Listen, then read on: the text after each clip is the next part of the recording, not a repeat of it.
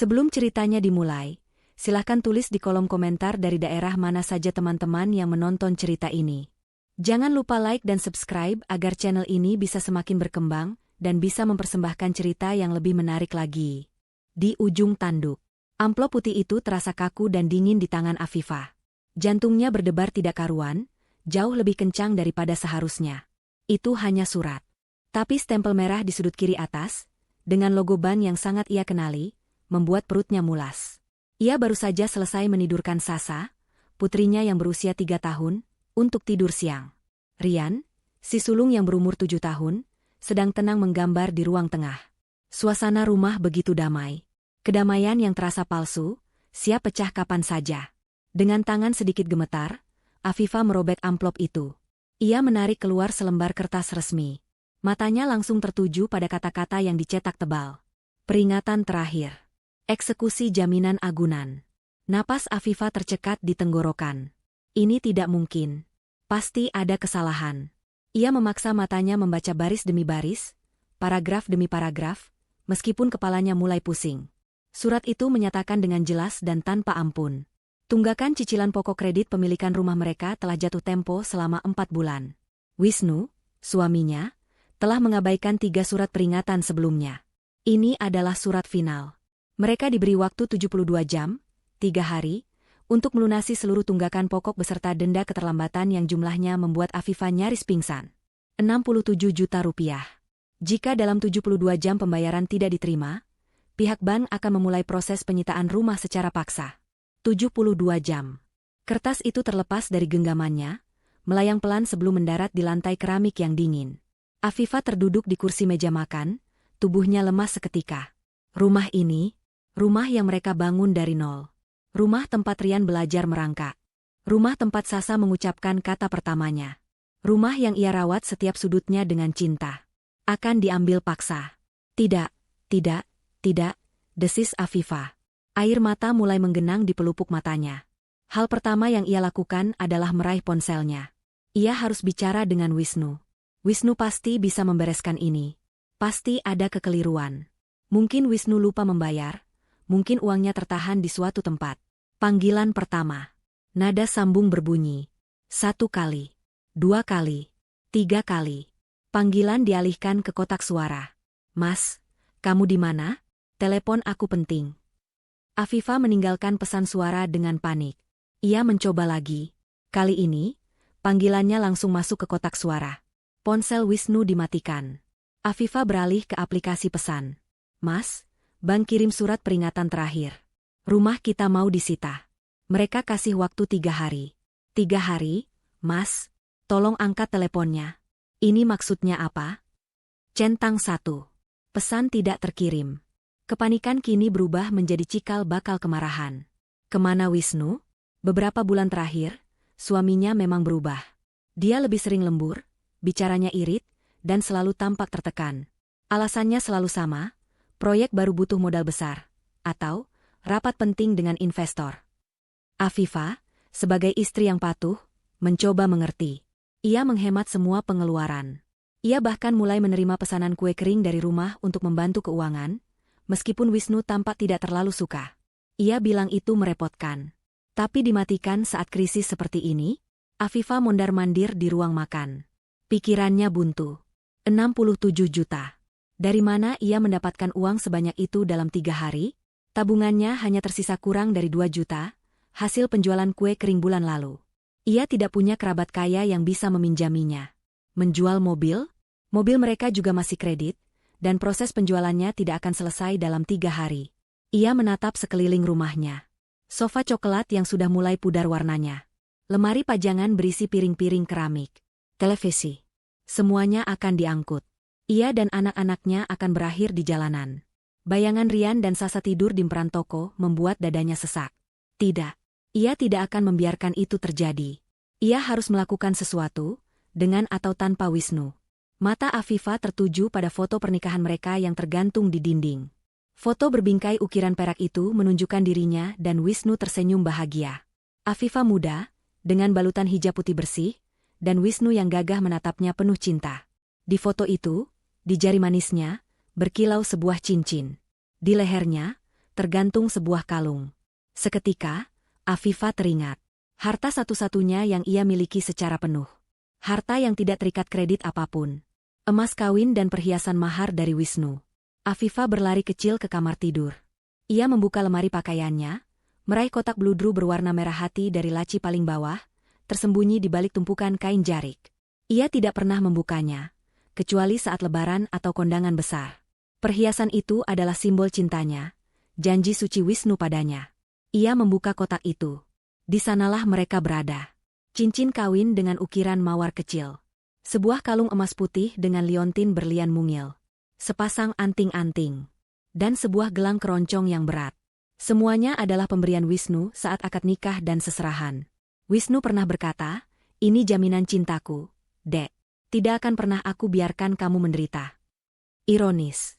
Janji itu kini terasa hampa. Afifa mengangkat gelang keroncong itu. Beratnya terasa mantap di tangannya. Ia ingat, Wisnu bilang ini adalah emas 24 karat, investasi terbaik. Jika ia menjual semuanya, apakah cukup untuk menutupi 67 juta? Mungkin tidak semua, tapi pasti bisa menutupi sebagian besar. Mungkin bank akan memberinya kelonggaran jika ia menunjukkan itikat baik. Tapi menjual emas kawin? Hatinya menjerit menolak. Itu adalah maharnya. Menjualnya terasa seperti menjual harga diri, seperti mengkhianati janji sucinya sendiri. Hijab yang ia kenakan seolah terasa lebih berat, mengingatkannya akan kewajiban dan kesetiaannya sebagai seorang istri. Bagaimana jika Wisnu marah? Lalu terdengar suara tawa Rian dari ruang tengah. "Ibu, lihat, Rian gambar rumah kita. Ada ibu, ada ayah, ada Rian, ada Sasa." Air mata Afifa luruh seketika. Ini bukan lagi soal harga diri atau janji suci. Ini soal atap di atas kepala anak-anaknya. Ini soal masa depan mereka. Harga diri bisa dicari. Emas bisa dibeli kembali. Tapi kenangan anak-anaknya terusir dari rumah akan membekas selamanya. Ia memantapkan hatinya. Ia menyeka air matanya dengan kasar. Ia mengambil tas tangannya, memasukkan semua perhiasan itu ke dalam dompet kecil, lalu menguburnya di dasar tas. Dengan langkah yang dipaksakan agar tetap tegap, Afifa berjalan keluar dari kamar. Ia tersenyum pada Rian. "Bagus sekali gambarnya, Nak. Ibu keluar sebentar, ya? Ada urusan penting. Rian, tolong jagain Sasa kalau bangun. Jangan buka pintu untuk siapa-siapa." "Siap, Ibu," sahut Rian. Afifa mencium kening putranya. Saat ia melangkah keluar dari pintu, hatinya terasa remuk. "Maafkan aku, Mas," bisiknya pada angin. "Ini satu-satunya jalan agar anak-anak kita tidak tidur di jalanan." Ia berjalan cepat menyusuri jalanan kompleks perumahan yang panas, menuju pangkalan ojek di ujung jalan. Tujuannya hanya satu, toko emas terbesar dan tertua di pusat kota, tempat yang ia harap bisa memberikan penawaran tertinggi untuk harga dirinya yang kini ia bawa di dalam tas. Perjalanan menuju pusat kota terasa seperti selamanya. Duduk di boncengan ojek, Afifa merasakan terik matahari menembus lapisan hijab dan gamisnya. Keringat membasahi pelipisnya, tapi ia merasa kedinginan. Setiap deru klakson, setiap derit rem, seolah meneriakkan kata, gagal, padanya. Ia istri yang gagal menjaga keutuhan rumah tangganya. Ia memilih toko emas sinar abadi, bukan tanpa alasan. Toko itu terletak di kawasan pecinan lama, jauh dari lingkungan tempat tinggalnya. Ia tidak ingin bertemu satupun tetangga atau kenalan saat sedang melakukan hal paling memalukan dalam hidupnya. Sinar Abadi juga terkenal jujur dalam menaksir harga, meski tokonya terlihat tua dan kuno. Pintu kaca toko berdenting pelan saat Afifa mendorongnya. Bau khas toko emas langsung menyergapnya. Campuran antara wangi pembersih logam, pendingin ruangan yang agak apek, dan aroma kertas nota lama. Toko itu tidak terlalu ramai, hanya ada 2 pelanggan lain. Seorang ibu muda yang tampak ceria sedang memilih liontin untuk anaknya, dan seorang bapak tua yang sedang membersihkan cincin akiknya di counter servis. Afifa menarik napas, berusaha terlihat tenang. Ia merapikan hijabnya, seolah itu bisa menutupi rasa malu dan putus asa yang menjalari wajahnya. Ia berjalan menuju konter bertuliskan, "Jual beli," di sudut ruangan. Di balik etalase kaca yang berisi deretan cincin dan kalung, duduk seorang pria parubaya keturunan Tionghoa. Kemeja batiknya bersih, dan rambutnya yang mulai memutih disisir rapi ke belakang. Sebuah kacamata baca bertengger di ujung hidungnya. Papan nama kecil di mejanya bertuliskan, "Rahman." Pak Rahman mendongak ketika Afifa berhenti di depannya. Ia tersenyum tipis, senyum yang ramah namun profesional. "Selamat siang, Ibu. Ada yang bisa saya bantu?" Lidah Afifah terasa keluh. Saya mau menjual emas, Pak," ucapnya pelan, nyaris berbisik.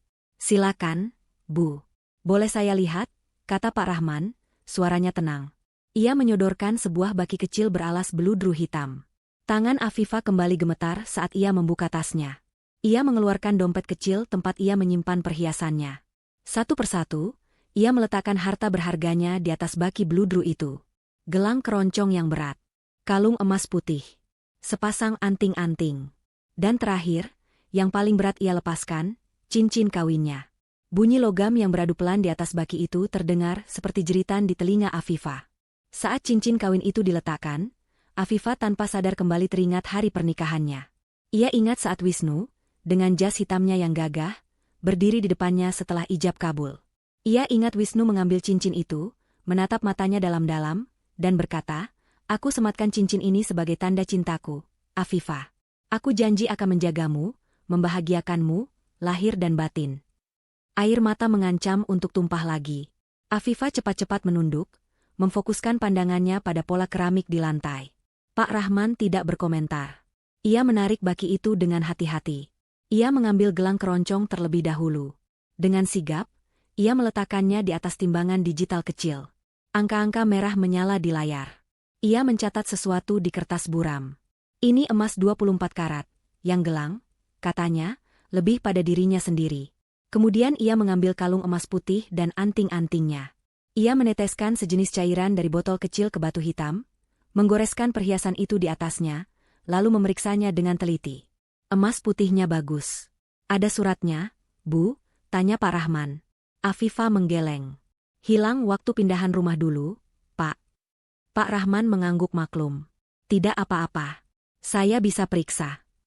Ia melanjutkan pekerjaannya dengan hening. Afifah hanya bisa menunggu, setiap detik terasa seperti 1 jam. Ia terus berdoa dalam hati, semoga cukup, semoga harganya cukup. Setelah selesai dengan kalung dan anting, tangan Pak Rahman akhirnya beralih ke benda terakhir di atas baki, cincin kawin Afifah. Sejak awal, mata Afifah tidak lepas dari cincin itu. Benda itu adalah satu-satunya yang ia pakai setiap hari tanpa pernah dilepas. Sebelum ia terpaksa melepaskannya pagi tadi, Pak Rahman mengambil cincin itu. Dan saat itulah segalanya berubah. Pria itu terdiam. Wajahnya yang tadi ramah dan profesional, kini mengeras. Ia tidak langsung menimbangnya. Ia tidak langsung menggoresnya di batu hitam. Ia hanya memandangi cincin itu di telapak tangannya. Afifah mulai merasa tidak nyaman. Kenapa, Pak? Apa ada yang salah?" Pak Rahman tidak menjawab. Ia meraih kaca pembesar bermata satu, alat yang biasa disebut loupe, dari lacinya. Ia mendekatkan cincin itu ke matanya, memeriksanya dengan sangat teliti. Ia memutar-mutar cincin itu, memperhatikan setiap detail ukiran mawar dan bagian dalamnya. Keheningan di toko itu terasa pekat. Suara pendingin ruangan yang menderu pelan kini terdengar memekakkan telinga. Afifah menelan ludah. "Pak, apa emasnya luntur?" tanyanya, takut akan kemungkinan terburuk. Pak Rahman akhirnya menurunkan kaca pembesarnya. Tapi ia tidak menatap Afifah. Ia menatap cincin itu lagi, lalu menatap tumpukan perhiasan lain yang sudah ia periksa. Ia tampak membandingkan sesuatu dalam benaknya. Wajahnya menunjukkan ekspresi kaget, bingung, dan iba. Ia mendongak, menatap lurus ke mata Afifah. Tatapannya begitu tajam, membuat Afifah merasa seolah sedang ditelanjangi. "Ibu," kata Pak Rahman, suaranya pelan dan serius. Jauh berbeda dari nada ramahnya beberapa menit lalu. "Saya harus bertanya." Jantung Afifah berdebar kencang. "Tanya apa, Pak?" Pak Rahman meletakkan cincin itu di atas meja, sedikit menjauhkannya dari perhiasan lain. "Dari mana Ibu dapatkan cincin emas ini?" Pertanyaan itu menggantung di udara, dingin dan tajam. "Dari mana Ibu dapatkan cincin emas ini?" Afifah membeku. Tenggorokannya tercekat. Pertanyaan itu terdengar seperti sebuah tuduhan. Pikiran Afifah langsung melompat ke kesimpulan yang paling memalukan. Apakah Pak Rahman mengira ia mencuri cincin ini? Apakah penampilannya terlihat begitu putus asa sehingga ia dituduh sebagai pencuri? Rasa malu yang sejak tadi ia tahan kini membakar pipinya. Hijab yang ia kenakan terasa menciut, seolah semua orang di toko kini menatapnya, menilainya. "MA maksud Bapak?" Afifah tergagap. Ia berusaha menjaga suaranya agar tidak bergetar. Itu adalah emas kawin dari suami saya. Jawabnya, berusaha terdengar tegas. Saya memilikinya sejak hari pernikahan saya. Tentu saja itu asli. Memangnya kenapa, Pak? Ada nada defensif dalam suaranya yang tidak bisa ia sembunyikan. Ia menatap Pak Rahman, menuntut penjelasan. Pak Rahman menghela napas panjang. Ia meletakkan kaca pembesarnya di atas meja beludru. Pria itu tampak ragu-ragu, seolah menimbang-nimbang kata-kata yang akan ia ucapkan. Ia melirik sekilas ke pelanggan lain di tokonya, yang untungnya masih sibuk dengan urusan mereka sendiri. Kemudian, ia mencondongkan tubuhnya sedikit ke depan. Suaranya pelan, nyaris berbisik, seolah tidak ingin orang lain mendengar percakapan mereka. Tatapannya penuh dengan rasa iba yang tidak disembunyikan. "Bu," katanya dengan nada lembut namun serius. "Saya minta maaf sebelumnya. Saya tidak bermaksud menuduh Ibu. Saya mengenali cincin ini. Atau lebih tepatnya, saya mengenali desainnya." Afifah semakin bingung. "Mengenali bagaimana, Pak?" Pak Rahman mengalihkan pandangannya dari Afifah ke cincin di atas meja. "Saya sudah puluhan tahun di bisnis ini, Bu. Saya punya ingatan yang cukup baik untuk barang-barang yang unik, terutama jika transaksinya tidak biasa." Ia berhenti sejenak, lalu menatap lurus ke mata Afifah. "Bu, saya harus katakan ini. Perlu kamu tahu, suamimu 1 tahun yang lalu." Jantung Afifah serasa berhenti berdetak. 1 tahun yang lalu? Kenangan apa yang coba dibangkitkan oleh pria ini? Setahun lalu adalah masa-masa sulit mereka baru dimulai. Wisnu bilang proyek pertamanya gagal total, dan mereka harus mulai mengencangkan ikat pinggang. 1 tahun yang lalu apa, Pak? Desak Afifah. Napasnya tertahan di dada. Ia mencengkeram tepi konter kaca itu erat-erat, buku-buku jarinya memutih. Pak Rahman menelan ludah. Ia tampak sangat tidak nyaman. 1 tahun yang lalu, katanya, akhirnya melepaskan bom itu, suamimu, Pak Wisnu, dia datang ke toko ini. "Wisnu? Ke toko ini?" "Dia datang ke toko ini," lanjut Pak Rahman, suaranya mantap, "dan dia menjual cincin kawinmu yang asli." Dunia Afifah seakan miring. Suara-suara di sekitarnya meredup. Ia bisa merasakan dengung pendingin ruangan, tapi terdengar sangat jauh. Yang bisa ia fokuskan hanyalah wajah serius Pak Rahman. "Tidak," bisik Afifah. "Tidak mungkin. Bapak pasti salah orang." "Saya tidak mungkin salah, Bu," balas Pak Rahman, suaranya masih pelan namun tegas. "Suami Ibu, Pak Wisnu, kan? Tinggi, kulitnya bersih, bicaranya sopan sekali. Dia datang sekitar bulan Maret tahun lalu. Saya ingat persis." Afifah tidak bisa membantah deskripsi itu. "Itu memang Wisnu." "Tidak mungkin," ulang Afifah, kali ini lebih keras. Kepalanya menggeleng hebat. Air mata penolakan mulai membakar matanya. "Ini cincinnya. Ini buktinya. Saya pakai ini setiap hari, Pak. Tidak pernah saya lepas." Ia menunjuk cincin yang tergeletak di atas meja, seolah benda itu bisa membela dirinya sendiri. "Bu, tolong dengarkan saya." Pak Rahman meraih cincin itu lagi. "Yang asli, yang dijual suami Ibu setahun lalu, saya ingat betul. Beratnya persis 15 gram. Emas 22 karat. Ukiran mawarnya jauh lebih halus dan detail. Saya ingat karena itu buatan tangan, bukan cetakan mesin seperti yang ini. 15 gram. Afifah samar-samar ingat angka itu disebut saat ijab kabul. Saya tidak mengerti," lirih Afifah. Kepalanya pusing. Jika Wisnu menjual cincin yang asli setahun lalu benda apa yang ia pakai selama ini? Benda apa yang ia anggap sebagai simbol suci pernikahannya? Saat itu, Pak Rahman melanjutkan ceritanya, seolah membuka luka lama yang tidak Afifah ketahui ada. "Saya bahkan sempat bertanya pada suami Ibu.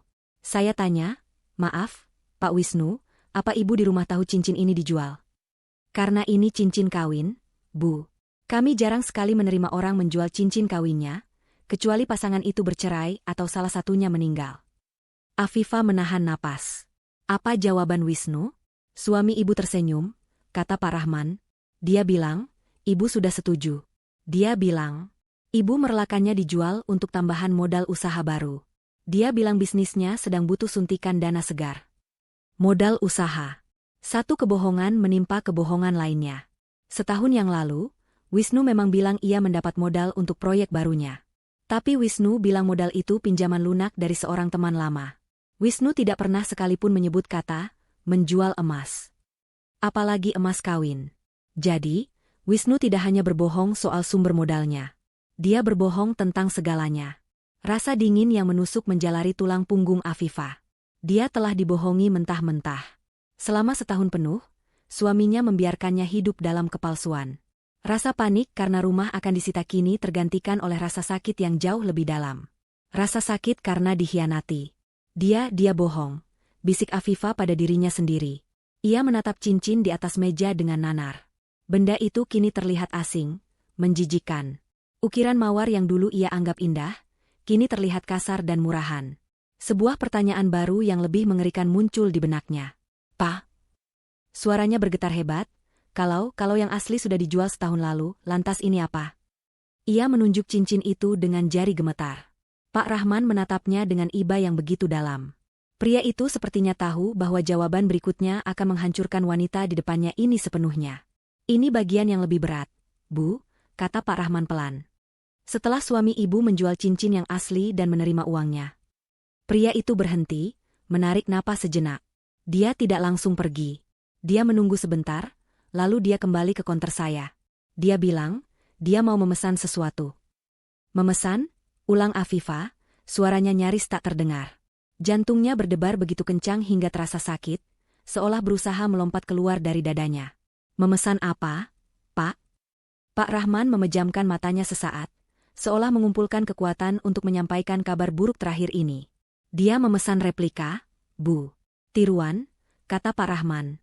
Afifah hanya bisa menatapnya kosong. Otaknya menolak untuk memproses informasi itu. Replika. Tiruan. "Suami ibu," Pak Rahman menjelaskan dengan sabar, meski suaranya syarat akan kegetiran, "meminta kami membuatkan cincin dengan desain yang persis sama dengan yang baru saja dia jual. Ukiran mawar yang sama. Ukuran lingkar jari yang sama.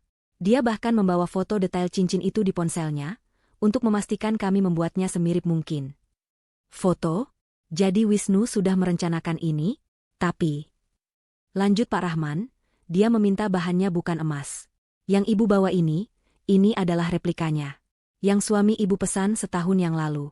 Ini terbuat dari kuningan kualitas terbaik, lalu dilapis emas tebal. Istilahnya gold-plated. Agar terlihat persis seperti aslinya." Darah serasa surut dari wajah Afifah. Kakinya lemas. Jika ia tidak sedang berpegangan pada konter kaca, ia mungkin sudah ambruk ke lantai. Selama 1 tahun. 1 tahun penuh. Ia memakai kuningan berlapis emas di jarinya. Ia memamerkan kebohongan itu. Ia merawat kebohongan itu. Ia menganggap kebohongan itu sebagai simbol cintanya. Rasa mual naik ke tenggorokannya. Ia merasa begitu bodoh, begitu kotor. "Bapak yakin?" Hanya itu kata yang berhasil keluar dari bibirnya.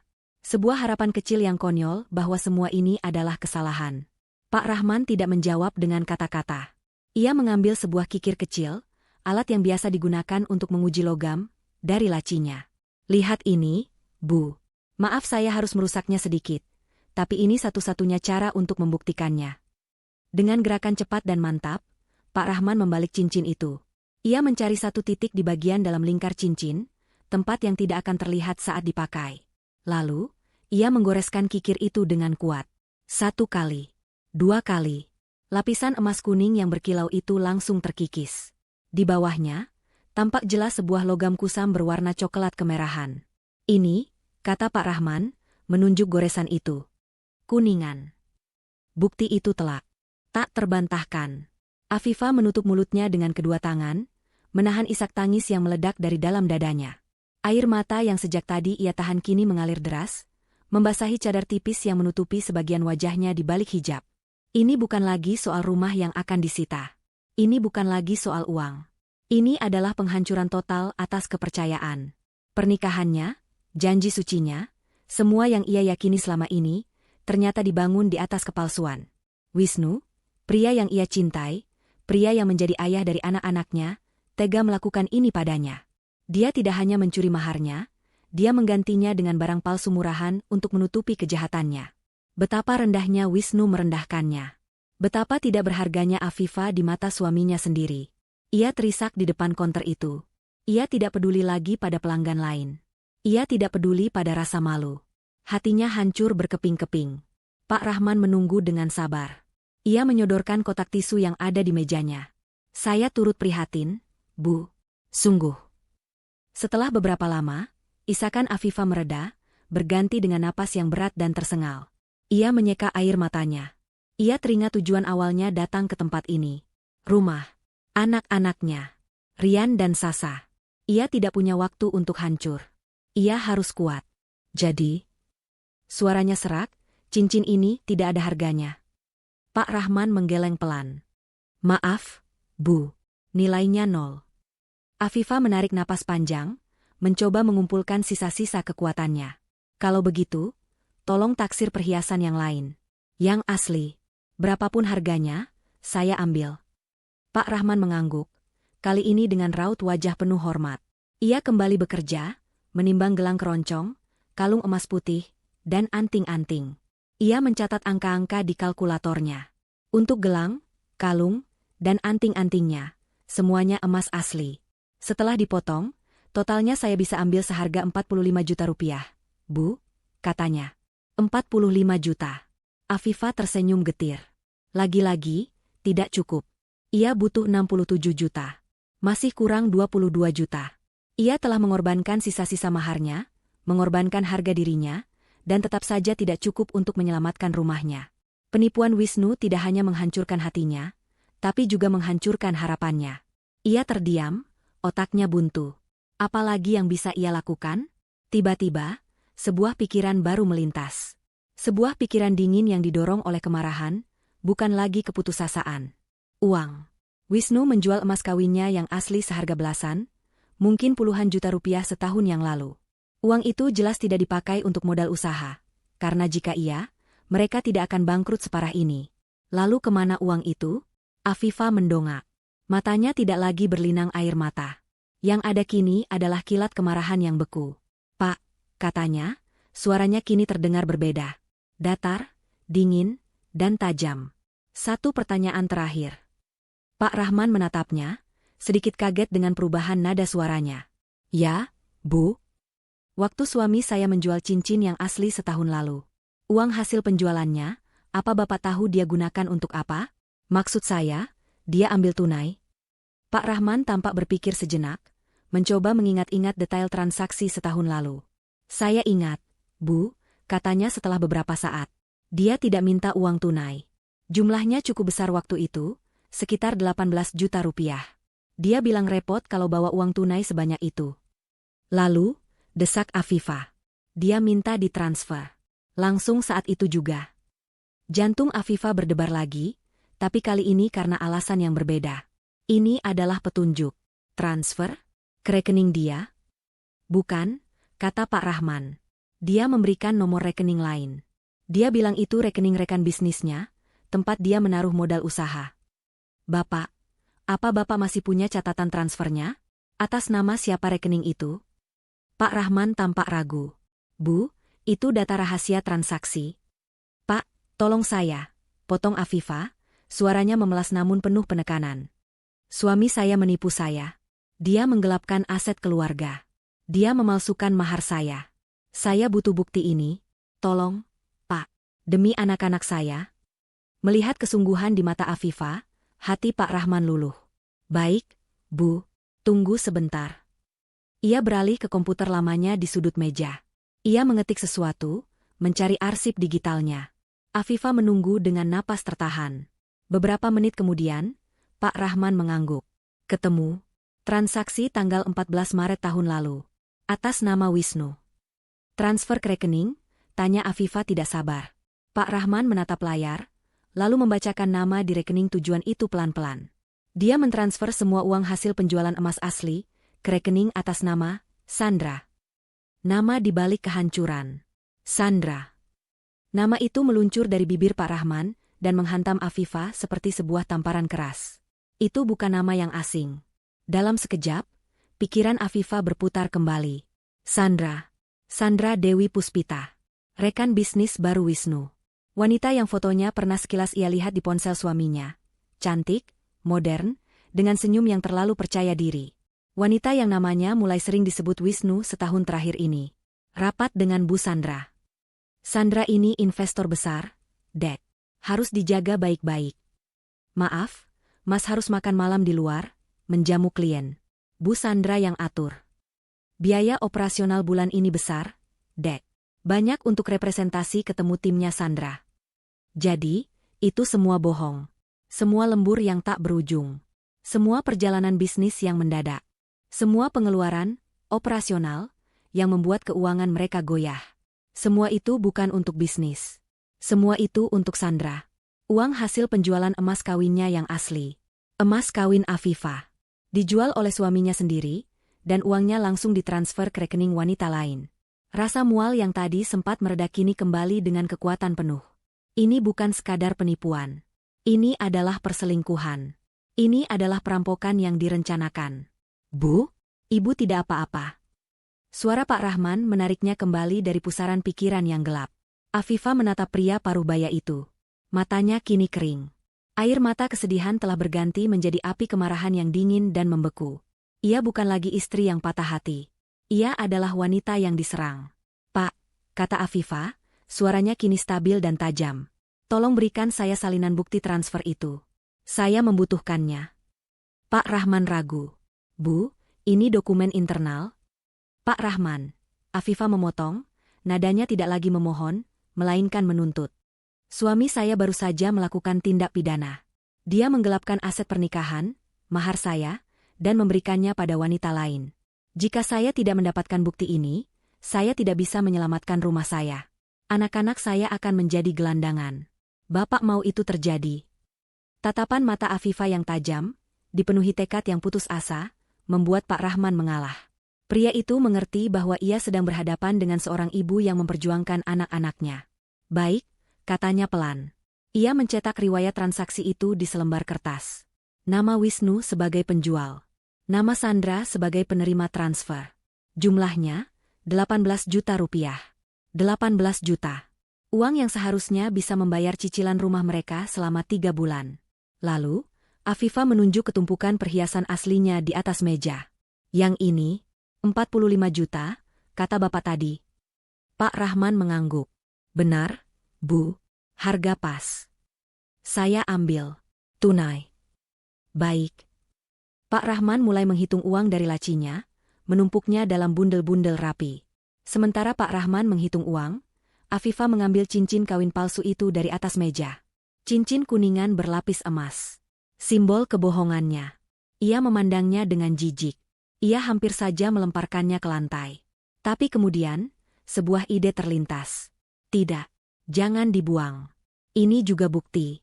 Ini adalah bukti fisik dari penipuan itu. Ia memasukkan kembali cincin palsu itu ke dalam dompetnya, terpisah dari uang. Pak Rahman menyerahkan uang 45 juta itu dalam sebuah amplop coklat tebal. Rasanya berat, tapi tidak seberat kenyataan yang harus ia pikul. Terima kasih atas bantuan Bapak, kata Afifah.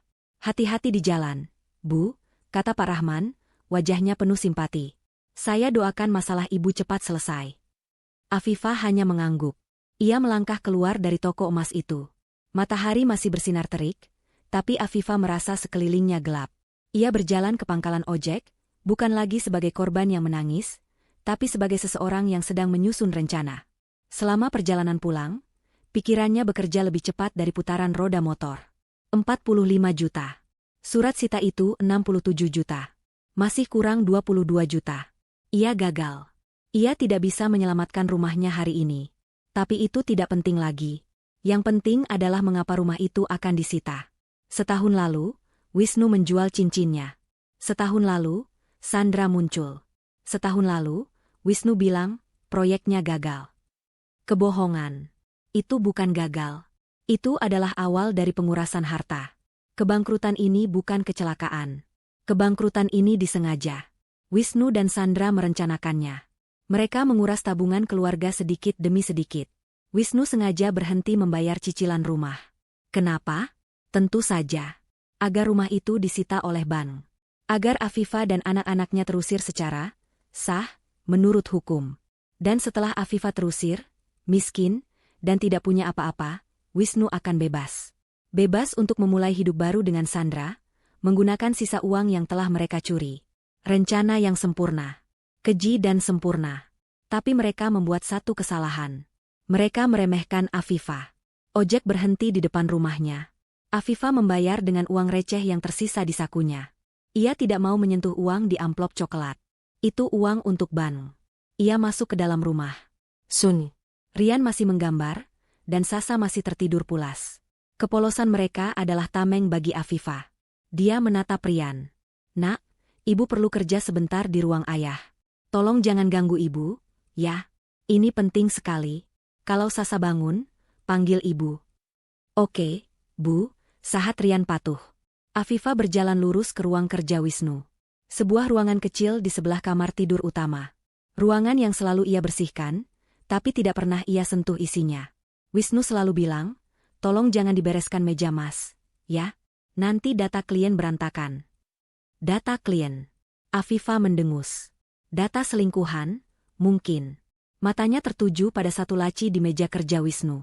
Laci paling bawah, yang selalu terkunci. Wisnu bilang itu tempat ia menyimpan dokumen-dokumen penting perusahaan yang bersifat rahasia. Afifa tidak pernah berani membukanya. Itu adalah ranah pribadi suaminya. Tapi privasi berakhir hari ini. Ia menarik laci itu. Terkunci rapat. Afifa tidak mau merusaknya. Itu akan memberi Wisnu peringatan. Ia harus menemukan kuncinya.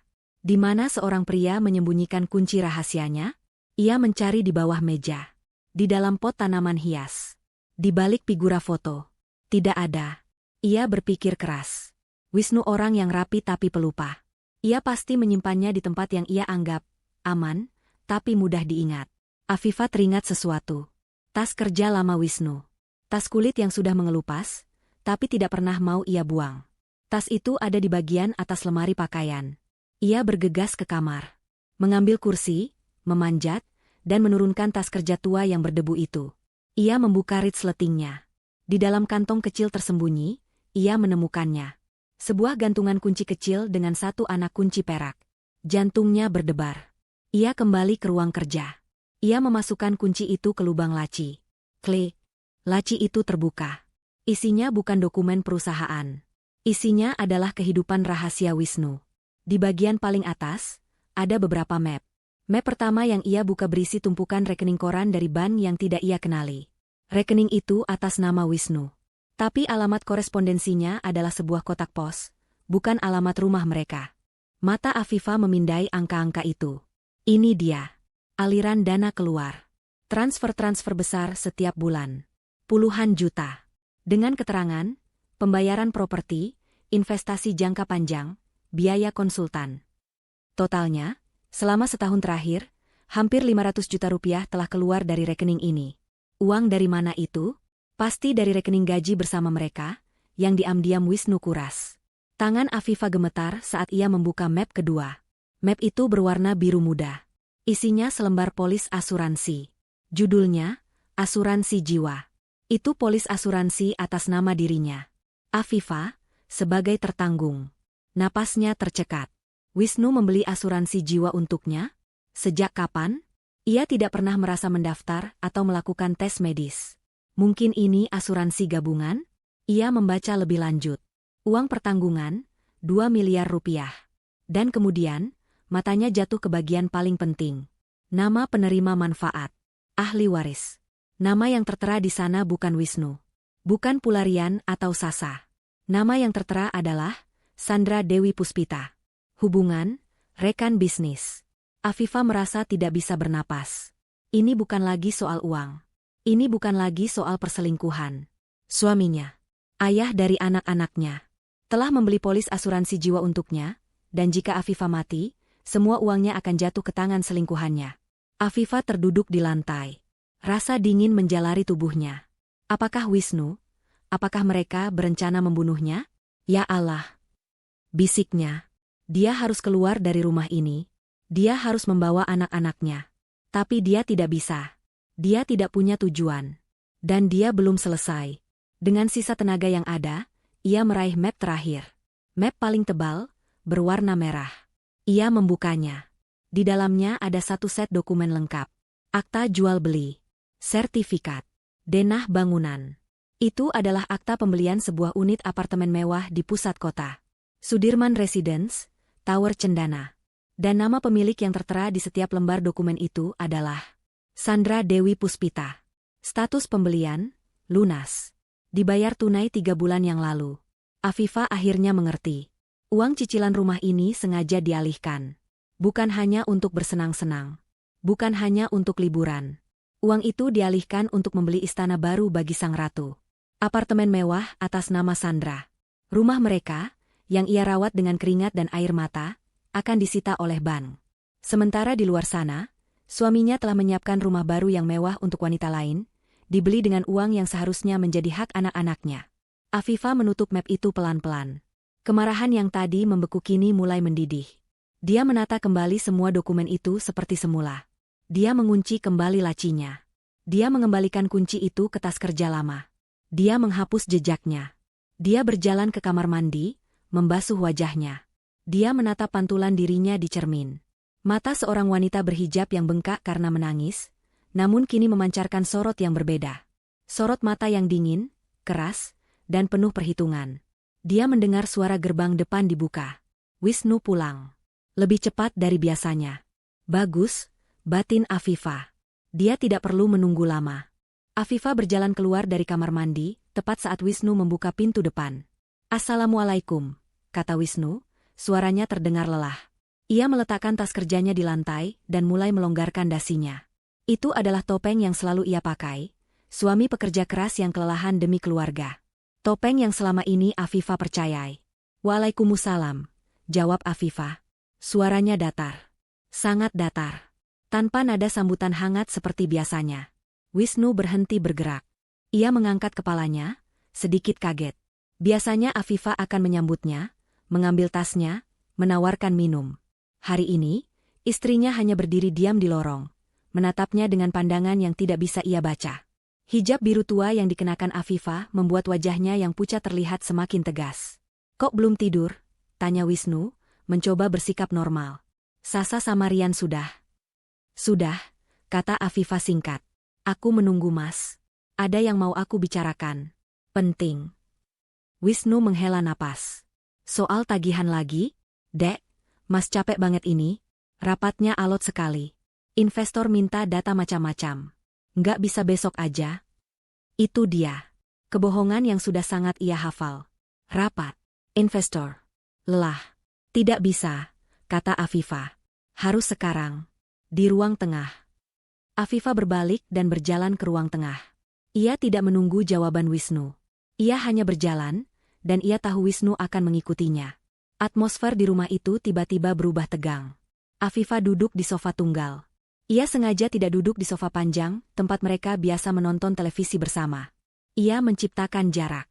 Ruang tamu itu remang-remang, hanya diterangi satu lampu sudut. Wisnu mengikutinya dengan waspada. Ia duduk di sofa panjang di seberang Afifah. "Ada apa sih, Viv? Kamu bikin Mas tegang." Afifah tidak menjawab. Ia mencondongkan tubuhnya ke depan, ke arah meja kopi di antara mereka. Ia sudah meletakkan sesuatu di sana sebelum Wisnu pulang. "Map merah. Ini apa, Mas?" tanya Afifah. Suaranya tetap tenang, nyaris seperti berbisik, namun terdengar jelas di keheningan ruangan. Mata Wisnu menyipit melihat map di atas meja. Dia belum mengenalinya. "Itu map punya kamu?" "Buka," perintah Afifah. Wisnu ragu. Ia menatap Afifah, lalu ke map itu. Dengan gerakan pelan, ia mengambil map merah itu dan membukanya. Matanya langsung tertuju pada kop surat di lembar pertama. Akta jual beli. Sudirman Residence. Wajah Wisnu seketika berubah. Senyum lelahnya hilang, digantikan oleh kekagetan yang tidak bisa disembunyikan. "Kenapa kamu?" Wisnu memulai, suaranya meninggi. "Kenapa kamu berani bongkar-bongkar laci kerja Mas?" Afifah tersenyum. Senyum tipis yang sama sekali tidak mencapai matanya.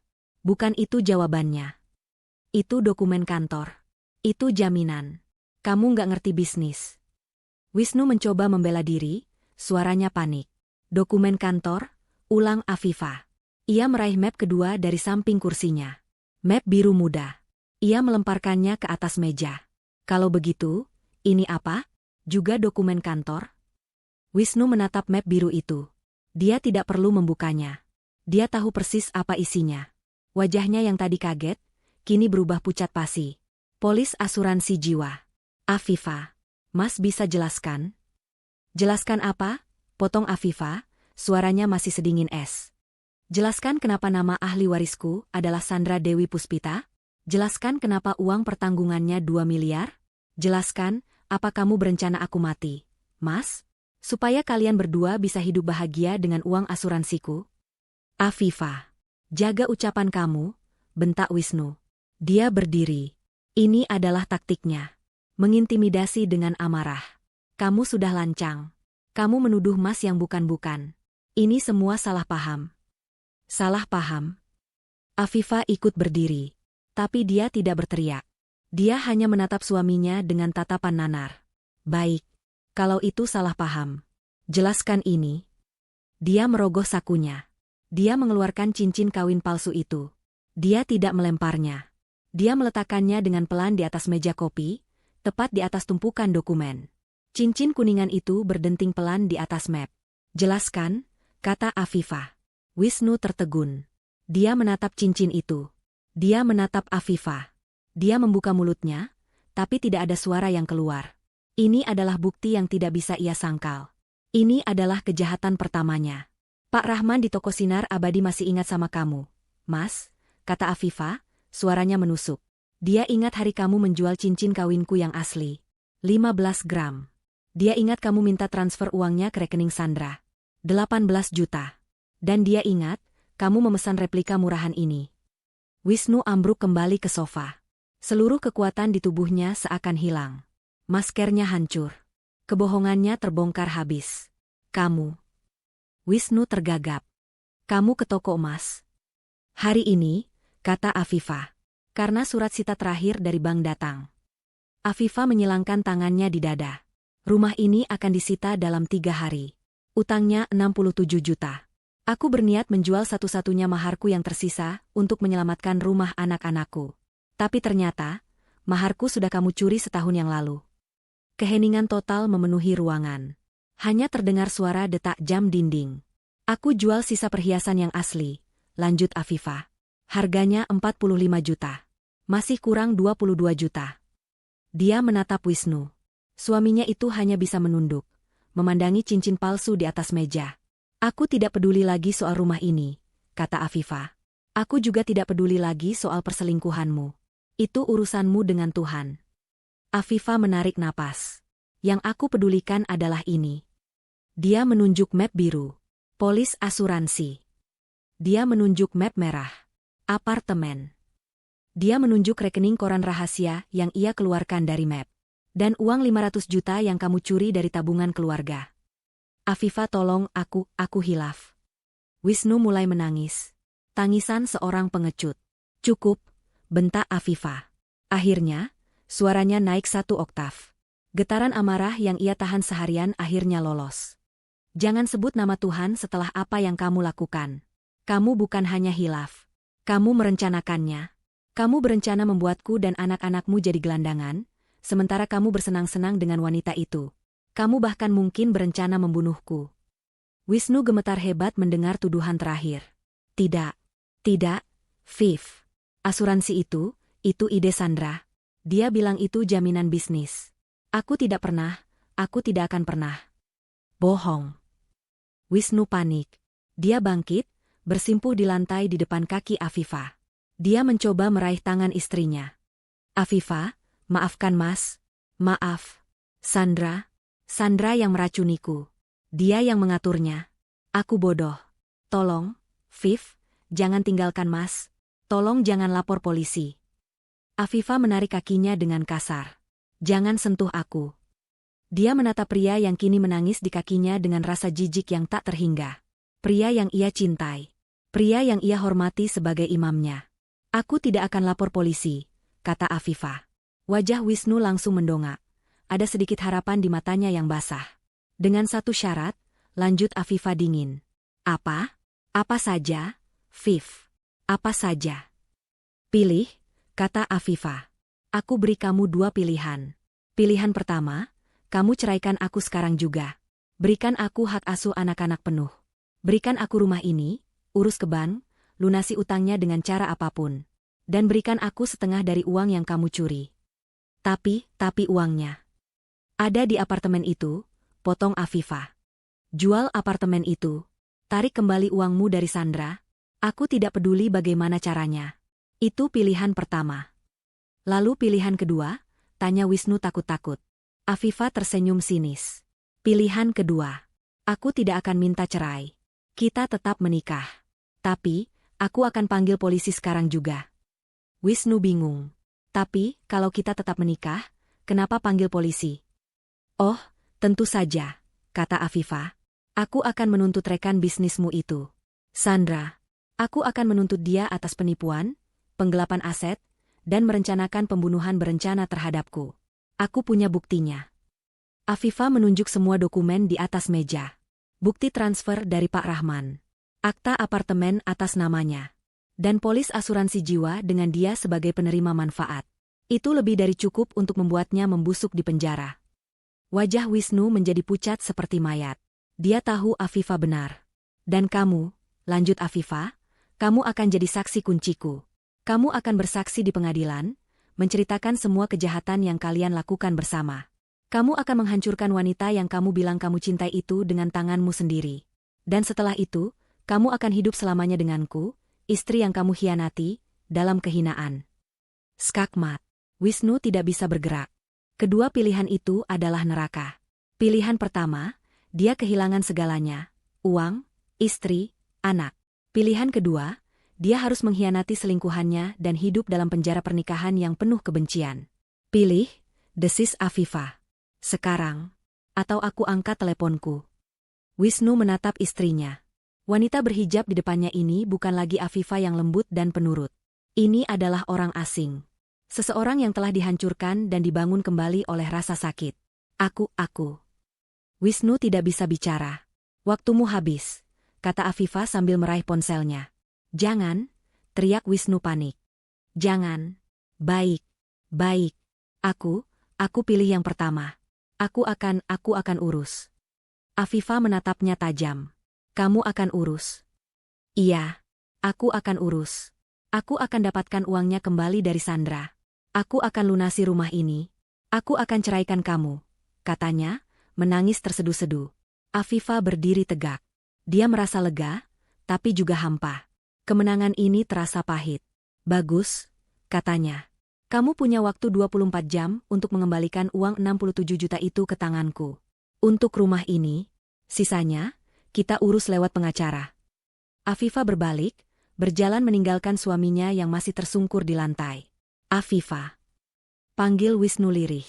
Afifa berhenti di ambang pintu, tapi tidak menoleh. Aku benar-benar minta maaf. Afifa terdiam sesaat. Jangan minta maaf padaku, katanya. Minta maaf pada anak-anakmu, yang ayahnya lebih memilih wanita lain daripada atap di atas kepala mereka. Dia melangkah masuk ke kamar anak-anak, menutup pintu pelan. Meninggalkan Wisnu sendirian di ruang tamu yang gelap, dikelilingi oleh bukti-bukti kehancurannya. Malam itu adalah malam terpanjang dalam hidup Afifa. Dia tidak tidur. Dia tidak bisa. Dia memindahkan bantal dan selimutnya ke kamar anak-anak, menggelar kasur lantai tipis di sebelah ranjang Rian dan Sasa. Wisnu tidak berani mengikutinya. Afifa bahkan tidak tahu apakah suaminya itu masih menangis di ruang tamu, atau sudah tertidur dalam kehinaannya, atau sedang panik menghubungi selingkuhannya. Dia tidak peduli. Dia hanya berbaring di kegelapan, mendengarkan napas teratur kedua anaknya. Rian yang sesekali bergumam tentang robot, dan Sasa yang memeluk gulingnya erat-erat. Mereka adalah dunianya. Mereka adalah jangkar yang menahannya agar tidak hancur lebur. Setiap kali dia memejamkan mata, bayangan-bayangan itu datang silih berganti. Wajah Wisnu yang memelas. Wajah Sandra di foto. Akta apartemen mewah. Polis asuransi jiwa. Dan cincin kuningan itu. Simbol pengkhianatan yang begitu nyata. Kemarahan yang tadi sore meledak, kini telah mendingin menjadi sesuatu yang lain. Sesuatu yang lebih keras, lebih tajam. Tekad. Dia bukan lagi Afifa yang lembut dan penurut. Wanita itu telah mati sore ini, di toko emas Pak Rahman. Wanita itu telah dikubur di bawah tumpukan dokumen rahasia suaminya. Yang tersisa adalah seorang ibu yang akan melakukan apapun untuk melindungi anak-anaknya. Seorang wanita yang telah direnggut harga dirinya, dan kini tidak punya apa-apa lagi untuk ditakuti. Pukul 4:30 pagi, saat azan subuh berkumandang, Afifa bangkit. Dia berwudu, air dingin itu terasa menampar wajahnya, menjernihkan sisa-sisa keputusasaannya. Dia menggelar sajadah. Tapi kali ini, doanya berbeda. Dia tidak lagi berdoa memohon keutuhan rumah tangga. Dia tidak lagi menangis meminta suaminya dikembalikan.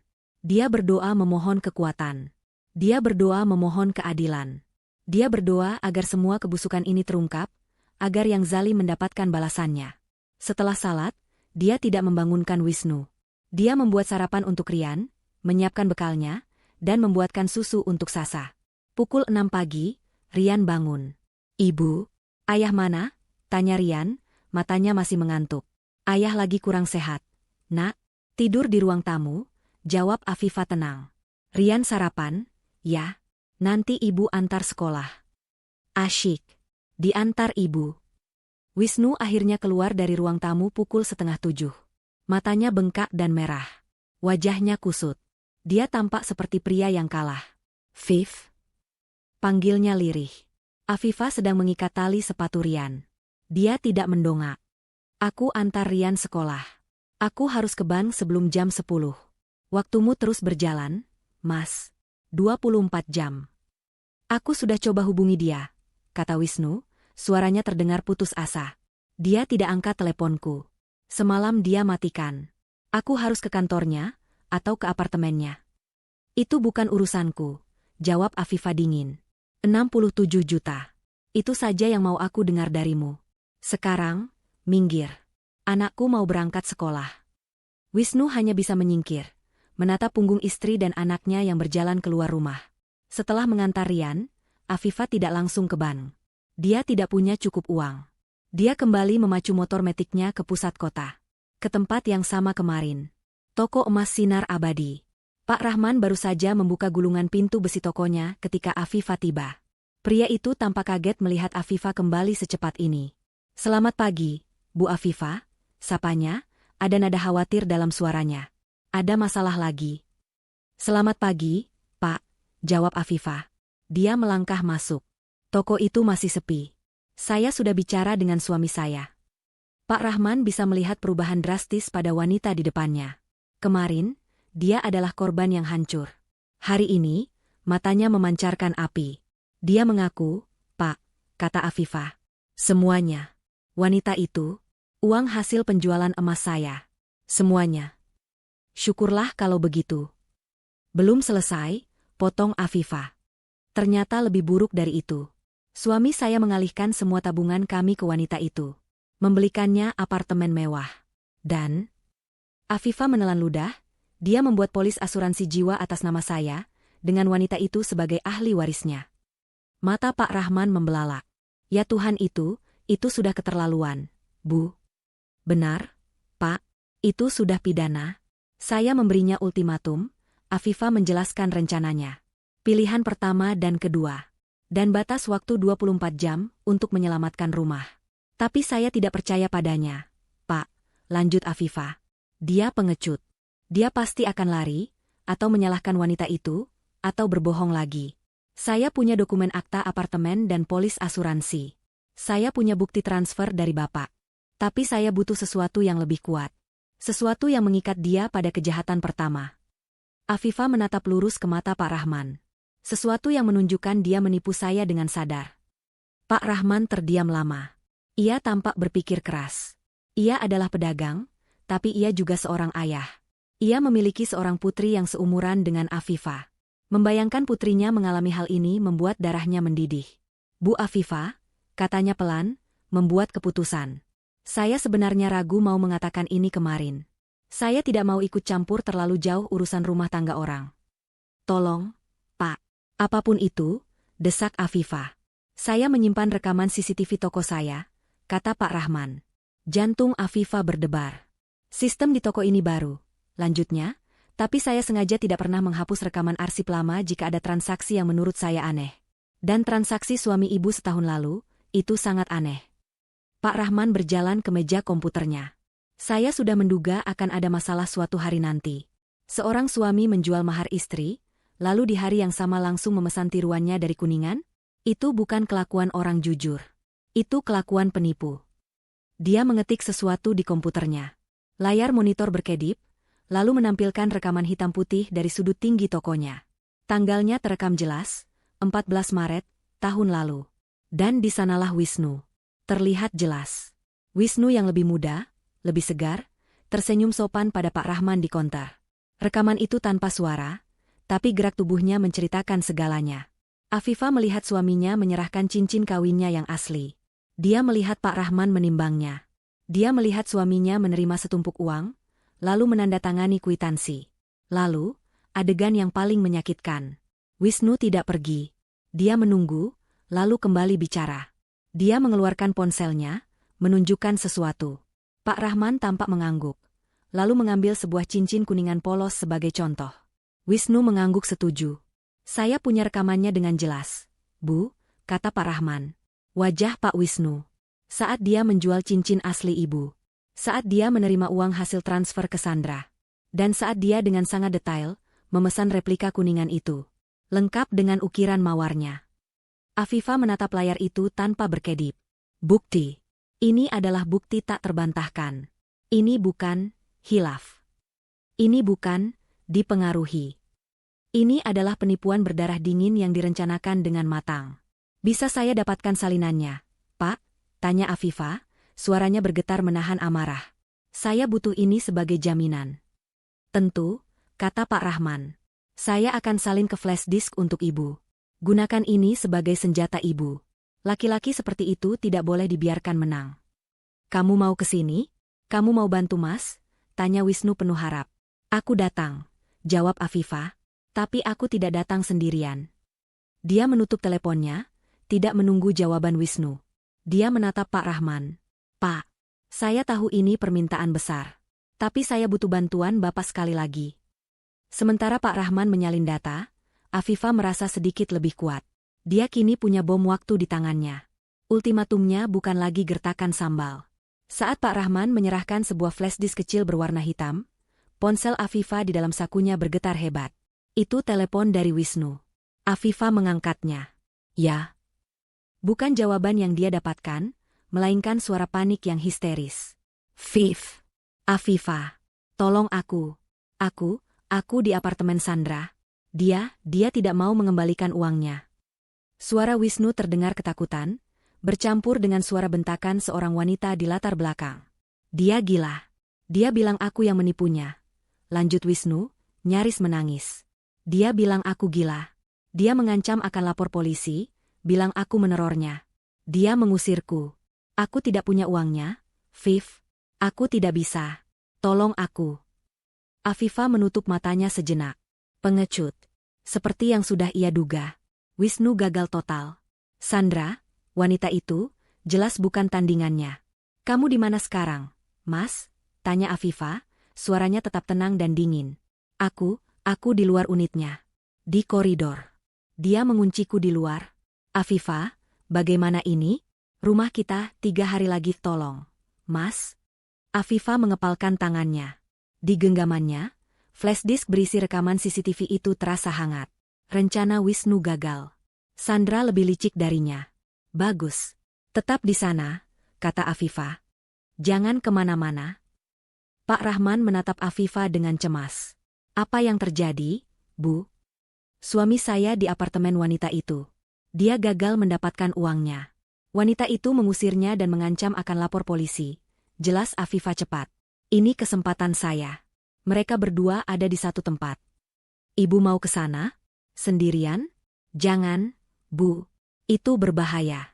Wanita seperti itu bisa nekat. Saya tahu, kata Afifah. Itu sebabnya saya tidak akan sendirian.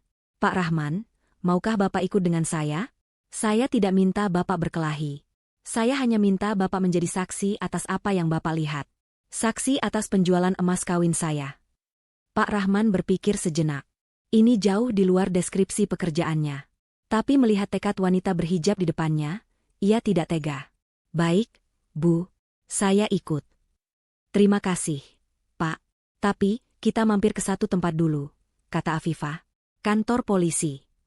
15 menit kemudian, Afifah dan Pak Rahman duduk di depan seorang perwira polisi di polsek terdekat.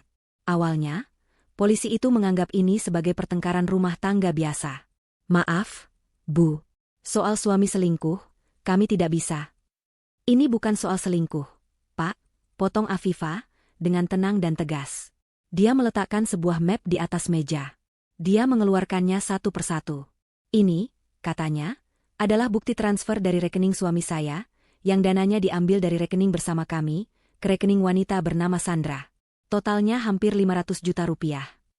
Ini, katanya lagi, adalah akta jual beli apartemen mewah di Sudirman Residence, dibeli lunas atas nama Sandra. Dibeli pakai uang yang tadi saya sebutkan. Polisi itu mulai duduk lebih tegak. Ini, lanjut Afifah, adalah polis asuransi jiwa senilai 2 miliar rupiah. Atas nama saya, Afifah. Dan penerima manfaatnya adalah Sandra. Mata polisi itu membelalak. Ini bukan lagi urusan rumah tangga. Dan terakhir, Afifah meletakkan flash disk itu di meja. Ini adalah rekaman CCTV dari toko emas Pak Rahman.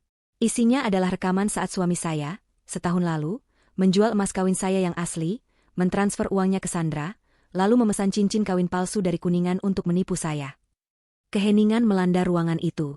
Polisi itu menatap Afifah, lalu ke Pak Rahman, yang mengangguk membenarkan. Bu, kata polisi itu, nadanya kini penuh hormat. Ini kasus besar.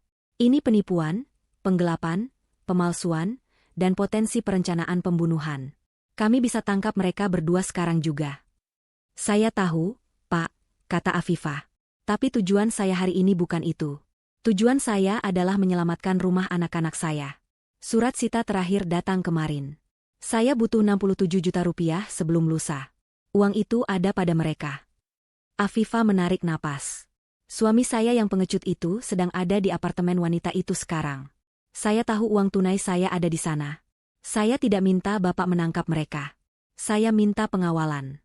Saya hanya ingin mengambil apa yang menjadi hak anak-anak saya. Saya takut wanita itu berbuat nekat atau menghilangkan barang bukti jika saya datang sendiri. Perwira polisi itu mengerti. Dia memanggil dua anak buahnya. Ikuti ibu ini. Kawal dia. Pastikan situasi tetap aman. Ini surat perintah untuk mediasi dan pemeriksaan di tempat. Sudirman Residence menjulang tinggi, berkilauan di bawah sinar matahari. Gedung itu adalah simbol kemewahan yang Afifah hanya bisa lihat di televisi. Rasanya ironis, uang cicilan rumahnya yang sederhana terbang ke tempat ini. Afifah, Pak Rahman, dan dua polisi berseragam lengkap berjalan memasuki lobi yang megah. Satpam yang tadi menatap Afifah, dengan hijab sederhananya, dengan curiga, langsung memberi hormat saat melihat polisi di belakangnya. Mereka naik lift ke lantai 23. Begitu pintu lift terbuka, mereka melihatnya. Wisnu. Terduduk di lantai koridor, di depan sebuah pintu kayu jati yang kokoh. Dia tampak hancur, jasnya kusut, rambutnya berantakan. Afifah, serunya, matanya berbinar melihat Afifah. Tapi binar itu langsung padam saat melihat Pak Rahman dan dua polisi di belakang istrinya. Masya Allah. Viv, kamu bawa polisi, desisnya ketakutan. Minggir, Mas, kata Afifah dingin. Dia tidak membuang waktu. Dia berjalan lurus ke pintu dan menekan bel. Terdengar suara wanita dari interkom. Sudah kubel pergi, Esnu. Atau aku panggil satpam. Afifah mendekatkan mulutnya ke interkom. Buka pintunya, Sandra. Hening sesaat. Siapa ini? Suara Sandra berubah waspada. Ini Afifah. Istri Wisnu, jawab Afifah, suaranya bergema jelas. Saya datang bersama polisi. Buka pintunya, atau kami akan membukanya secara paksa. Terdengar suara umpatan dari dalam. Beberapa detik kemudian, pintu itu terbuka. Sandra berdiri di sana, cantik, persis seperti foto. Dia memakai gaun rumah yang mahal, rambutnya tergerai indah. Wajahnya angkuh, tapi ada kepanikan di matanya saat melihat dua polisi berseragam. Ada apa ini? Tanyanya, berusaha tenang. Ibu siapa? Bapak-bapak polisi, tolong, pria ini, dia menunjuk Wisnu, meneror saya. Dia mencoba masuk paksa ke apartemen saya. Pria ini suami saya, kata Afifah sambil melangkah masuk. Para polisi mengikutinya. Pak Rahman dan Wisnu yang gemetar masuk terakhir. Apartemen itu luar biasa mewah. Perabotannya mahal, pemandangannya menghadap kota. Hati Afifah mencelos. Ini semua dibeli dengan penderitaannya. Saya Afifah, ulang Afifah. Saya datang untuk mengambil uang anak-anak saya yang dicuri oleh suami saya, dan diberikan kepada Anda. Sandra tertawa. Tawa yang dibuat-buat. Diberikan? Hati-hati bicara, Bu. Wisnu memberikan saya hadiah. Itu bukan curian. Dia cinta sama saya. Dia bilang dia rela memberikan segalanya. Tanya saja dia. Wisnu, yang kini terjebak di antara istri, selingkuhan, dan polisi, hanya bisa gemetar tanpa suara. Hadiah? Afifa tersenyum tipis. Apartemen ini hadiah?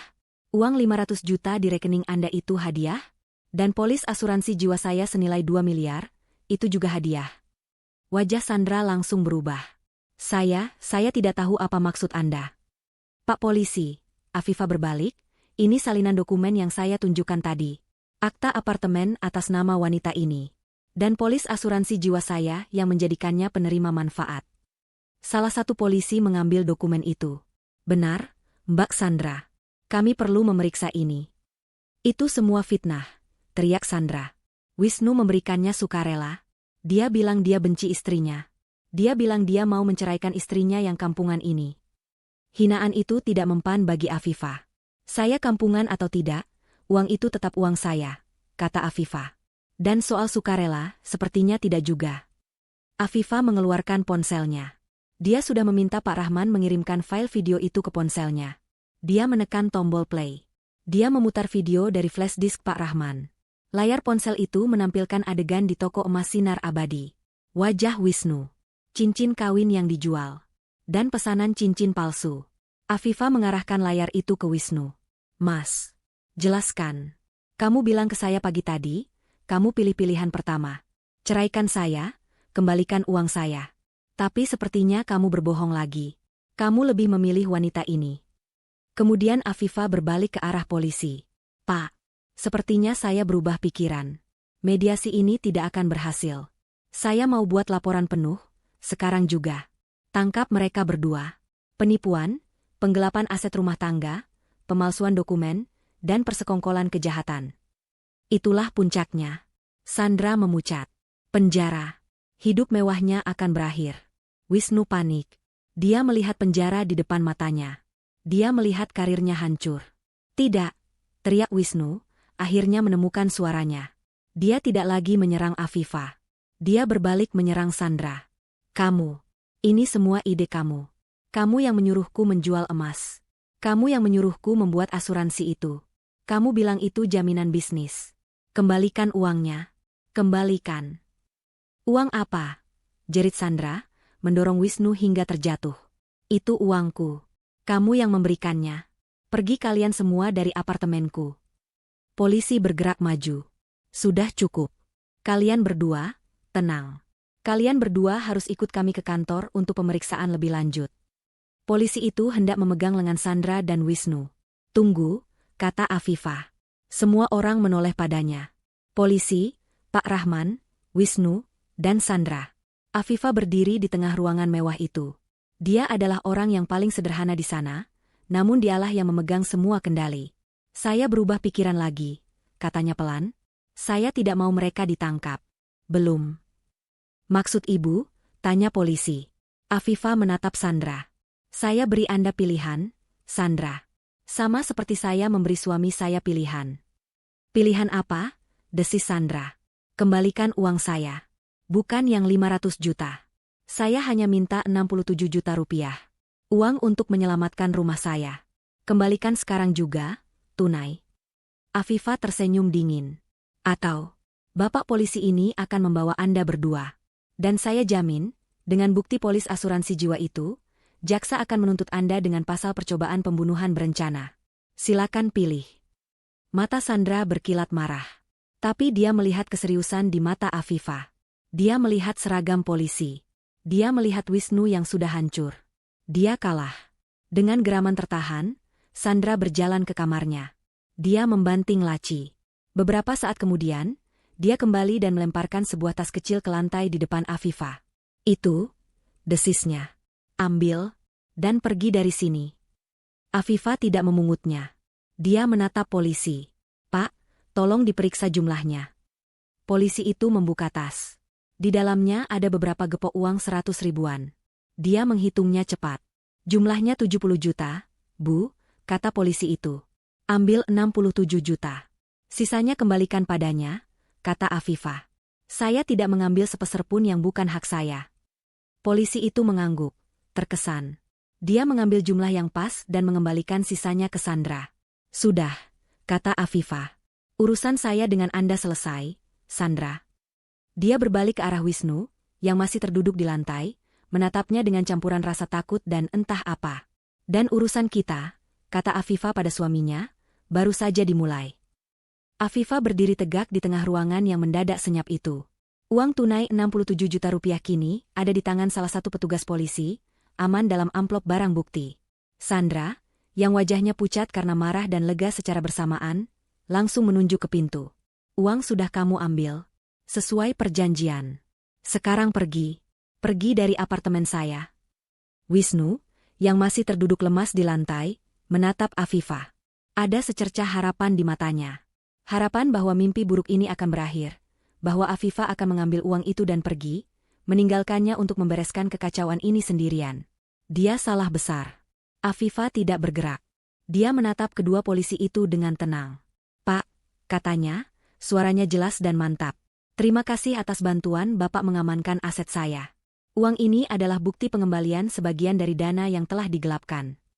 Lalu, dia berbalik sedikit, tatapannya kini tertuju pada Wisnu dan Sandra. Dan sekarang, lanjutnya, kembali menatap petugas polisi, saya siap membuat laporan penuh. Waktu seakan berhenti. Apa? Pekik Sandra, suaranya nyaris histeris. Apa maksudmu? Perjanjiannya kamu ambil uangnya dan pergi. Saya tidak pernah membuat perjanjian itu, balas Afifah dingin. Saya memberi Anda pilihan, kembalikan uang saya atau saya panggil polisi. Saya tidak pernah bilang jika uangnya kembali, saya akan membatalkan laporan. Dasar penjebak, jerit Sandra, dia menerjang ke arah Afifah. Petugas polisi kedua, yang sedari tadi siaga, langsung bergerak. Dia menahan Sandra sebelum wanita itu bisa menyentuh Afifah. Tahan, Mbak. Jangan main fisik. Afifah. Jangan, kini giliran Wisnu yang memohon. Dia merangkak, mencoba meraih kaki istrinya. Kamu sudah dapat uangnya. Rumah kita selamat. Jangan, Viv, jangan hancurkan aku. Pikirkan anak-anak. Justru karena aku memikirkan anak-anak, aku melakukan ini, kata Afifah, menatap suaminya dengan tatapan paling dingin yang pernah ia berikan. Kamu pikir setelah rumah ini lunas, semuanya selesai? Kamu pikir aku akan membiarkanmu bebas setelah kamu memalsukan maharku? Setelah kamu mencuri tabungan anak-anakku? Dan setelah kamu? Suaranya bergetar sedikit, membuat polis asuransi jiwa untukku, dengan dia sebagai ahli warisnya. Afifah menoleh ke polisi. Pak, saya menuntut mereka berdua. Wisnu, suami saya, atas penggelapan aset dalam rumah tangga, penipuan, dan pemalsuan dokumen. Dan wanita ini, Sandra, Afifah menunjuknya, atas persekongkolan kejahatan, penadahan uang curian, dan saya serahkan pada Bapak pasal yang tepat untuk polis asuransi jiwa itu. Bagi saya, itu adalah percobaan pembunuhan berencana. Tidak. Saya tidak tahu apa-apa soal itu. Sanggah Sandra panik, berusaha melepaskan diri. Dia bohong. Wisnu yang mengatur semuanya. Saya hanya menerima hadiah. Saya tidak tahu uang itu uang curian. Saya korban di sini. Korban? Wisnu, yang melihat akhir riwayatnya di depan mata, akhirnya meledak. Dia tidak lagi memohon pada Afifah. Dia berdiri dan menunjuk Sandra dengan jari gemetar penuh amarah. Kamu bilang aku korban? Kamu yang meracuniku. Kamu yang bilang aku bodoh karena bertahan dengan istri kampungan. Kamu yang menyuruhku, cari modal tambahan. Menjual emas kawin itu idemu. Membeli apartemen ini pakai namamu, itu idemu. Polis asuransi itu idemu. Kamu bilang itu, jaminan, kalau, bisnis, kita gagal. Kamu penipu. Bohong, jerit Sandra. Kamu yang datang padaku. Kamu yang bilang benci istrimu. Kamu yang menawarkan segalanya. Dasar pria lemah. Pengecut. Gara-gara kebodohanmu kita berdua tertangkap. Cukup, bentak petugas polisi pertama. Kalian berdua simpan argumen kalian untuk penyidik. Sekarang, kalian berdua resmi kami tahan untuk pemeriksaan lebih lanjut. Petugas itu mengeluarkan 2 pasang borgol. Disinilah kenyataan menghantam mereka. Ini bukan lagi drama rumah tangga. Ini adalah proses hukum. Tidak karir saya. Lirih Wisnu, tubuhnya lemas kembali. Lepaskan aku. Kamu tidak berhak menyentuhku. Kamu tahu siapa aku? Raung Sandra, meronta saat borgol itu dipasangkan ke pergelangan tangannya yang mulus. Mbak Sandra, tolong kooperatif, kata petugas. Pemandangan itu, Wisnu dan Sandra, dua orang yang telah bersekongkol menghancurkan hidupnya, kini berdiri berdampingan dengan tangan terborgol. Karma. Afifa menatap mereka tanpa ekspresi. Dia tidak merasa kasihan. Dia tidak merasa menang. Dia hanya merasa hampa. Tapi juga lega. Beban berat di pundaknya terangkat. Bu Afifa, Pak Rahman, kata petugas, kalian berdua harus ikut ke kantor untuk memberikan BAP. Uang ini kami amankan sebagai barang bukti. Uangnya. Afifa panik sejenak. Pak, tapi uang itu untuk bank. Batas waktunya besok lusa. Petugas itu mengangguk mengerti. Saya paham, Bu. Begini saja, kita buat BAP kilat di kantor. Uang ini kami catat, kami foto. Setelah itu, kami akan buatkan surat pengantar agar Ibu bisa menyetorkannya ke bank di bawah pengawasan kami. Uang ini adalah hak Ibu yang kembali. Yang penting sudah tercatat dalam laporan. Afifa mengangguk lega. Terima kasih, Pak. Perjalanan keluar dari apartemen itu adalah Walk of Shame yang sesungguhnya. Dua polisi menggiring Wisnu dan Sandra. Afifa, Pak Rahman, dan satu polisi lagi berjalan di belakang. Mereka melewati lobi yang megah. Satpam yang tadi pagi memberi hormat, kini menatap dengan mulut ternganga. Beberapa penghuni lain yang sedang menunggu lift, berbisik-bisik, menatap pemandangan itu dengan penasaran. Wajah Wisnu tertunduk dalam. Dia menyembunyikan wajahnya. Wajah Sandra, sebaliknya, terangkat tinggi. Dia menatap semua orang dengan angkuh, seolah dialah korbannya. Tapi matanya yang merah dan berair tidak bisa berbohong. Saat mereka tiba di luar, di bawah terik matahari, mobil patroli polisi sudah menunggu. Sebelum Wisnu dimasukkan ke mobil, dia menatap Afifa untuk terakhir kalinya. Matanya memohon.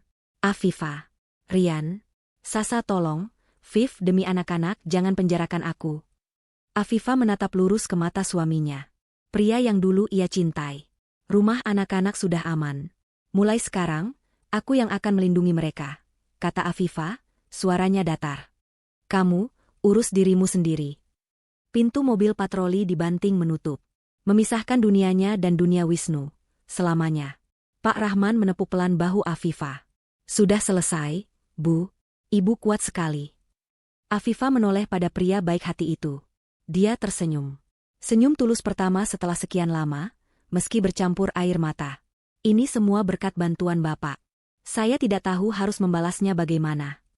Tidak perlu, Bu, kata Pak Rahman. Melihat keadilan ditegakkan, itu sudah lebih dari cukup. Mari, kita selesaikan BAP-nya. Setelah itu, Ibu harus ke bank. 1 jam kemudian, BAP selesai. Afifa, dengan dikawal seorang petugas, berjalan masuk ke bank yang kemarin mengiriminya surat sita. Wajahnya tegang, tapi langkahnya mantap. Dia menyerahkan uang 67 juta rupiah itu ke teller. Pelunasan tunggakan atas nama Wisnu, katanya. Baik, Bu. Lunas, kata teller itu sambil tersenyum, tidak menyadari drama di baliknya. Afifa menerima kwitansi pelunasan. Dia memegangnya erat-erat. Kertas ini bukan sekadar bukti bayar. Ini adalah sertifikat kebebasannya. Saat dia melangkah keluar dari bank, dia tidak langsung pulang. Dia berhenti sejenak di trotoar. Dia menatap langit sore yang mulai menguning. Dia menarik napas dalam-dalam. Dia masih punya anak-anak untuk dijemput. Dia masih punya kehidupan untuk dibangun kembali dari nol.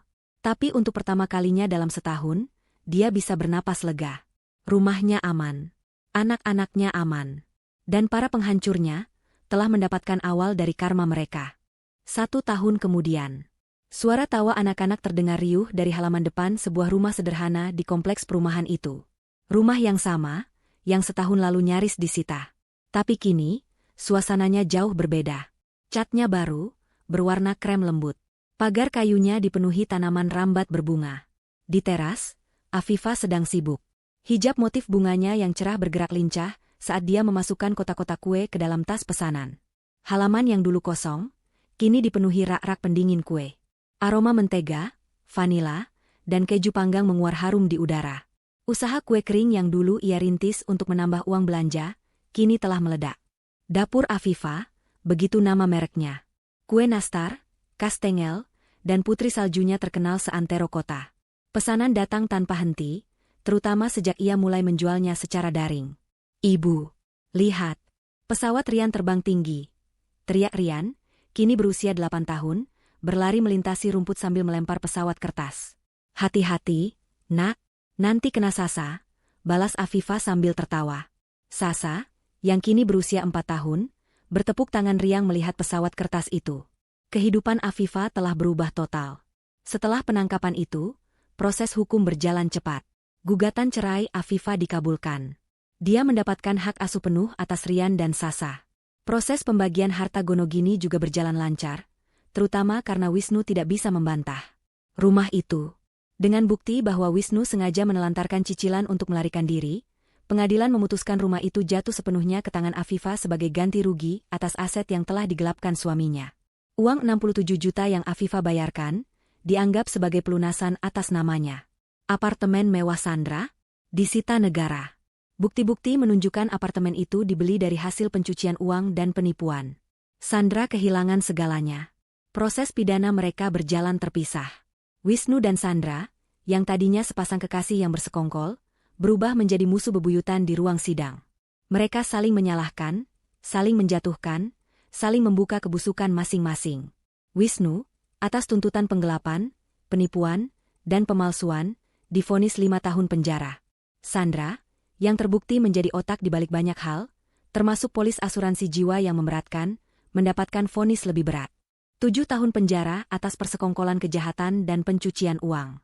Bagi Afifah, semua itu kini hanyalah masa lalu.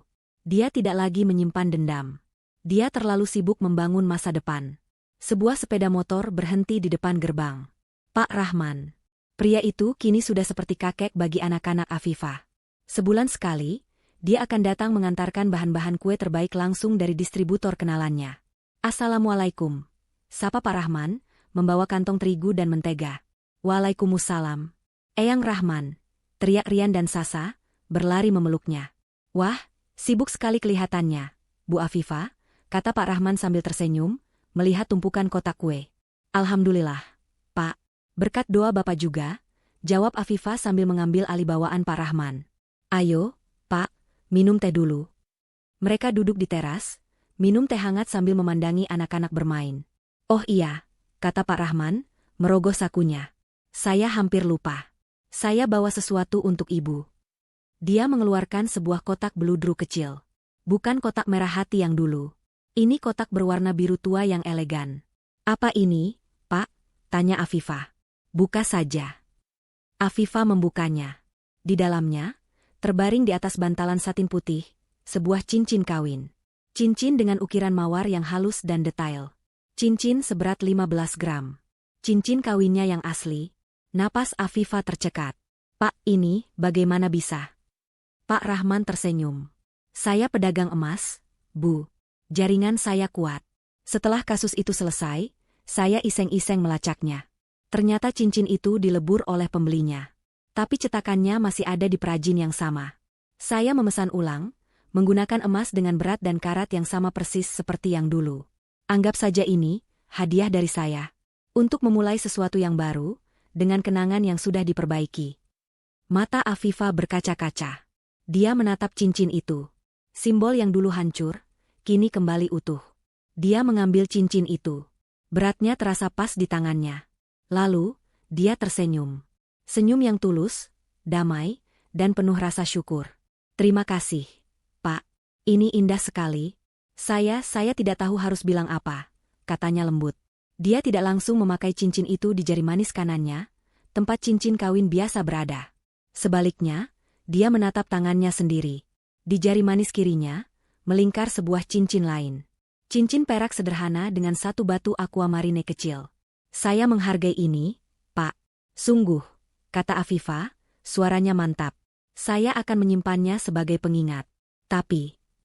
Dia mengangkat tangan kirinya, menunjukkan cincin perak itu. "Saya sudah punya yang baru, Pak," katanya, matanya berbinar bangga. "Yang ini, saya beli sendiri. Dari keuntungan pertama, dapur Afifah, bulan lalu." Pak Rahman tertegun sejenak, lalu dia tertawa pelan. Tawa penuh kekaguman. "Ibu Afifah, Ibu adalah wanita paling hebat yang pernah saya kenal. Afifa tidak membutuhkan masa lalu itu lagi. Dia tidak perlu memperbaiki kenangan yang rusak. Dia telah menciptakan kenangannya sendiri. Dia telah membeli simbolnya sendiri.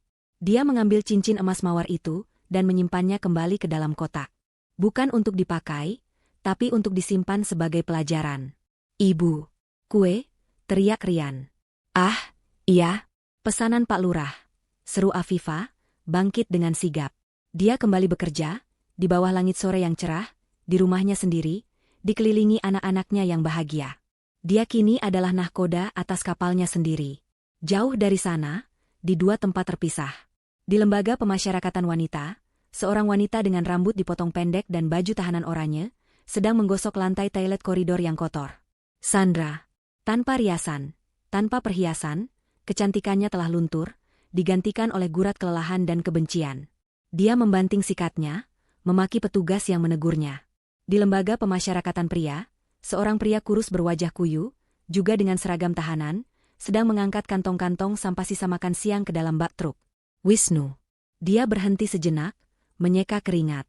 Dia menatap keluar gerbang penjara, ke arah matahari. Entah apa yang ada di pikirannya. Tapi dia sendirian. Karma telah lunas. Di teras rumahnya, Afifa memeluk kedua anaknya. Dia menatap matahari terbenam. Sinarnya abadi, sehangat cintanya pada mereka.